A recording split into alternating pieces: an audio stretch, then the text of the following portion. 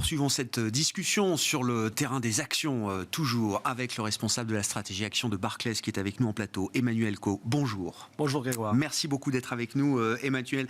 Commentaire dans le sillage du descriptif technique que nous a apporté Romain sur la situation des marchés actions et notamment des actions européennes, peut-être à l'issue de ce mois de janvier. Ce qui frappe beaucoup d'intervenants de marché, c'est la vitesse à laquelle le marché peut escompter des nouvelles qui changent peut-être la donne pour le moyen long terme.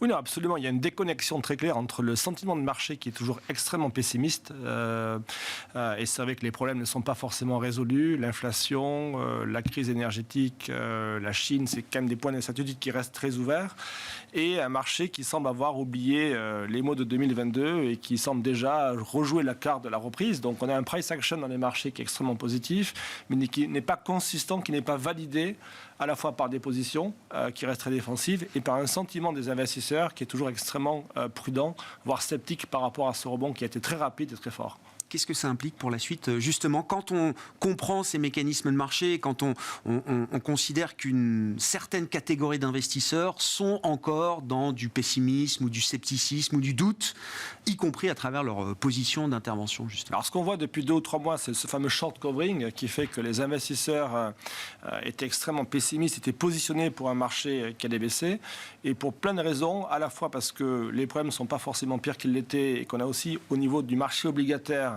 une détente des taux qui permet au marché action d'avoir un peu de support. On a ces fameux shorts qui sont couverts. Et le processus est déjà bien engagé, il n'est pas forcément terminé, mais c'est vrai que cette dynamique est déjà assez prononcée, assez engagée. Ce qu'on n'a pas encore vu, c'est les allocateurs d'actifs qui reviennent vers la classe action. Donc c'est vrai que l'an dernier, on a vu une sortie assez massive des fonds actions vers des actifs sans risque, dont le cash, dont les fonds monétaires. Et c'est vrai que pour l'instant, on n'a pas vraiment observé de retour sur les actions. Au contraire, ce qu'on voit, c'est plutôt un retour sur la classe obligataire. Donc le marché semble prendre le parti des obligations qui, elles, pourraient bénéficier d'un pic d'inflation et à la marge couvrir les investisseurs par rapport au risque économique qui est toujours assez élevé. Donc il y a beaucoup d'investisseurs en fait, qui sont en train de courir derrière le marché. Et pour l'instant, en fait, le marché arrive à valider tous les obstacles auxquels il fait face. Donc on a pour l'instant une saison des bénéfices qui n'est pas vraiment catastrophique, c'est pas extraordinaire, mais on va dire qu'on n'a pas de mauvaises nouvelles par rapport aux bénéfices d'une façon agrégée. Et puis après, je pense qu'il va falloir voir ce soir ce qui se passe aux États-Unis avec la Fed, et savoir est-ce que la Fed remet un peu le marché dans le droit chemin, parce que c'est vrai que les marchés obligataires, les marchés actions semblent prendre le parti de ce fameux pic d'inflation et du détente des conditions monétaires qui reste encore à être validé. Donc le risque, c'est qu'effectivement les banques centrales, on va dire, essaient de remettre les marchés dans le droit chemin. La question est de savoir est-ce que les marchés vont les écouter ou pas, ou est-ce que les marchés vous disent qu'en fait compte, la Fed peut dire ce qu'elle veut. Tant que l'inflation baisse, ça devrait montrer que le chemin à venir est moins risqué qu'il aurait pu être. On verra ce qui se passe ce soir, effectivement, Emmanuel, mais quand on analyse le positionnement des investisseurs, le risque de pain trade est encore un risque à la hausse, de ce point de vue-là, sur les marchés actions. Ce qu'on voit, c'est que le mois de janvier, qui était un très bon mois pour les marchés, a été un très mauvais mois pour la plupart des investisseurs. Donc, notre analyse montre qu'à peu près uniquement un tiers des fonds européens, fonds actifs qui ont battu leur benchmark au mois de janvier. Donc, il y a les 2 tiers qui ont sous-performé. Donc, dans un marché haussier avec un leadership très cyclique, vous avez une majorité des investisseurs qui perdent de l'argent par rapport au benchmark. Donc, je pense qu'effectivement, la pression pour rejoindre le train en cours va augmenter à mesure que les obstacles sont passés. Et c'est vrai que pour l'instant, on va dire, il y a 3 thématiques de marché. Vous avez l'inflation et la capacité des banques centrales à pouvoir baisser l'inflation sans forcément avoir trop à ralentir l'économie. Vous avez le problème européen qui est avant tout un problème d'énergie. Et vous avez la Chine. Alors, la Chine, ça va beaucoup mieux. En tout cas, l'espoir fait vivre, et l'espoir est que la Chine aille beaucoup mieux. Je pense que le marché a des raisons de croire qu'on va avoir une dynamique de croissance qui va repartir à la hausse en Chine. L'Europe, ça va aussi un peu moins mal, on va dire ça comme ça. Vous avez ce choc énergétique qui perd en intensité. Donc ça devrait, quoi qu'il en soit, donner un peu d'air à l'économie européenne, qui peut à terme poser problème pour la BCE, mais qui dans l'immédiat va se matérialiser par une économie qui repart et une inflation qui baisse un peu. Après, vous avez ce dilemme des banques centrales qui est de comment trouver le juste milieu entre préserver l'économie et lutter contre l'inflation. Jusqu'à présent, la priorité, c'était l'inflation, mais on commence à avoir un rééquilibrage dans la communication des banques centrales, surtout de la Fed, vers la croissance. Donc ça donne l'espoir au marché que le gros du choc obligataire soit derrière nous. Mais oui, c'est un pivot en plusieurs étapes. C'est ça qu'il faut comprendre. Voilà, on verra, il y a encore des étapes à compléter de ce point de vue-là, mais il y a quand même l'idée d'un mouvement un peu différent du côté des banques centrales, à commencer par la Fed, à suivre ce soir. Qu'est-ce qu'on peut dire de la valorisation des marchés actions en Europe aujourd'hui, Emmanuel, partant de niveaux extrêmement faibles qui avaient été atteints fin septembre. Alors il y avait des références inférieures. Je crois qu'en mars 2009, on était tombé peut-être autour de 8-9 de PE forward sur le stock 600. Là, on a flirté avec les 10, peut-être un peu en dessous. On se retrouve à quoi? Autour de 12 aujourd'hui sur le PE forward du stock 600. Qu'est-ce qu'il faut comprendre de ce niveau de valorisation alors qu'on est en pleine période de publication de résultats, justement? Alors, tous les marchés actions ont directé en 2022. C'est-à-dire que la raison pour laquelle les marchés ont baissé, c'est que les valorisations se sont compressées en partie à cause de la remontée des taux. Et les marchés qui étaient les plus chers début 2022, dont les marchés à duration longue, la tech américaine, le Nasdaq, ont le plus souffert et du coup ont le plus baissé. Alors, l'Europe était moins pénalisée que les États-Unis parce qu'elle n'était jamais aussi chère que les US début 2022. Donc l'Europe avait moins directé, mais l'Europe avait ses propres problèmes qui ont eux aussi contraint les valorisations, qui étaient en gros ce choc énergétique et le choc chinois. Donc on a vu des flux extrêmement négatif de l'Europe, donc l'argent est sorti de l'Europe pour aller vers les marchés refuges, les US et puis après les marchés monétaires. Et là, ce qu'on voit depuis 2 ou 3 mois, c'est que les risques exogènes en Chine et puis après le risque ukrainien diminuent, donc les flux commencent à la marge à revenir un peu sur l'Europe, donc les multiples de valos repartent un peu. Là, il y a un phénomène de re-rating, de revalorisation là, qui est à la fois lié au fait que les taux arrêtent de monter, donc ça aide un peu tout le monde, mais c'est aussi la réduction des risques dont l'Europe souffrait qui permet aux valorisations de repartir un peu. Bon, l'Europe est toujours pas vraiment chère, on est sur 12,5 de multiples en 12 mois forward, ce qui est légèrement plus bas que les moyennes. Si vous regardez les États-Unis, on est à 19 fois. Donc les US sont quand même plus chers que l'historique, et c'est vrai que chez nous, on a un peu de mal à trouver de la valeur aux États-Unis. Alors c'est vrai qu'on peut partir sur un scénario idyllique où tout va bien, et effectivement le marché américain peut rebondir, mais c'est vrai qu'en relative value, on a un marché européen qui nous semble beaucoup mieux positionné, avec à la fois des valos qui ne sont pas très chers et surtout des catalystes propres qui devraient permettre à l'économie de repartir, en tout cas sur les prochains mois, et au risque des bénéficiaires de diminuer un petit peu. Et ce jeu relatif, il garde de l'intérêt justement en matière de stratégie d'investissement, parce que c'est un autre phénomène, au-delà du vertige des cimes, du fait qu'on se retrouve quasiment sur les plus historiques et qu'on a toujours un peu peur de se retrouver à ces niveaux-là. En Europe.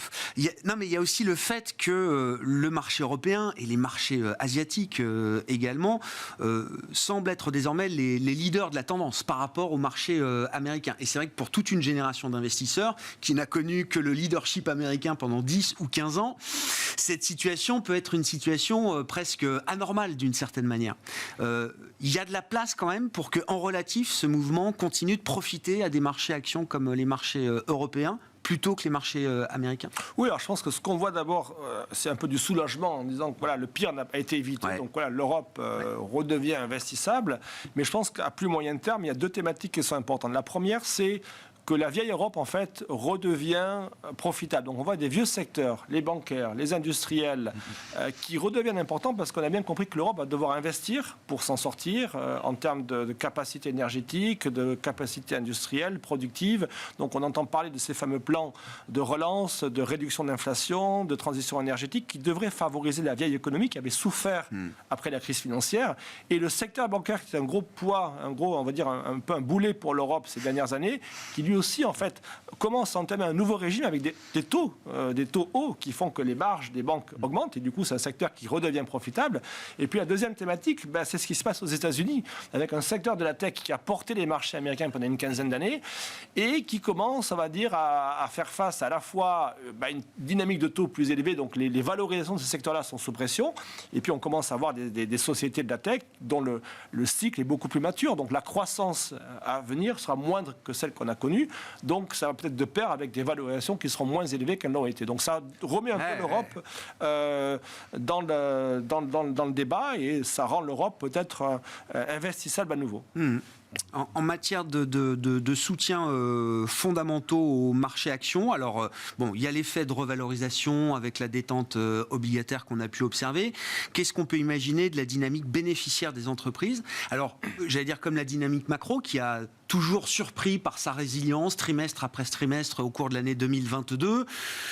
Je crois que pour le 4e trimestre, il n'y a pas de raison que les résultats soient catastrophiques. Et donc la question est toujours celle des trimestres prochains. Enfin, ça devait être mauvais déjà au Q2 2022, puis au Q3, puis au Q4.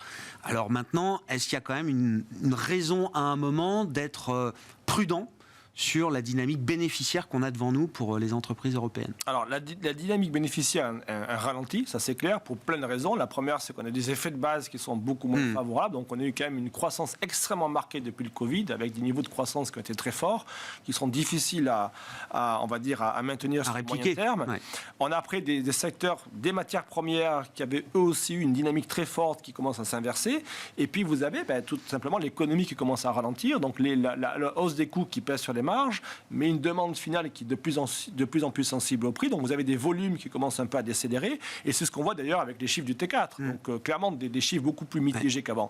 Après, il y a 2 points principaux. Le premier, c'est que pour l'instant, on va dire la dynamique de décélération est plutôt modérée. À la fois parce que l'économie ne s'est pas écroulée et que l'inflation reste élevée. Donc en termes nominal, vous avez quand même une croissance qui reste assez forte.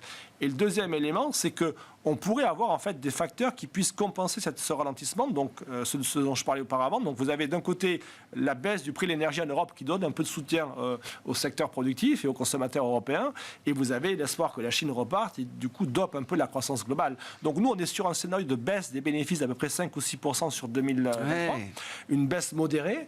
On aurait pu craindre plus avec le scénario qu'on avait il y a encore quelques semaines. On nous disait récession, c'est 30% de baisse des bénéfices. C'était quand même le discours il y a encore quelques mois. Donc après, je pense que la question est de savoir à moyen terme comment on se sort de ce régime de hausse de taux qui, l'air de rien, a un impact qui va se voir, sur l'économie. Donc la transmission monétaire met du temps à se passer.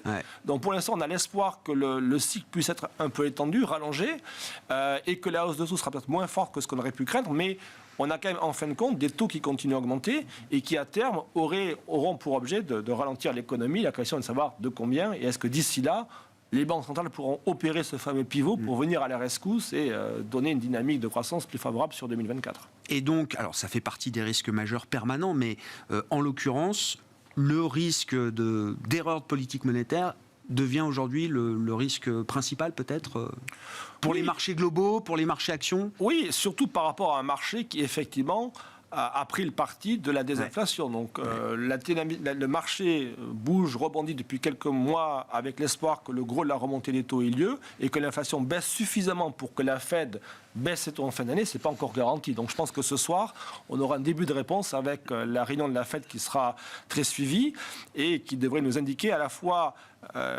si oui ou non la Fed ouvre la porte à ce fameux pivot, et de deux, quelles sont les conditions nécessaires pour que la Fed puisse à un moment donné, lever le pied et puis aider à nouveau l'économie, les marchés. À partir de quel niveau d'inflation, mais à partir de quel rythme de désinflation aussi la Fed se trouvera en position plus confortable par rapport à l'objectif de voir l'inflation revenir à 2%.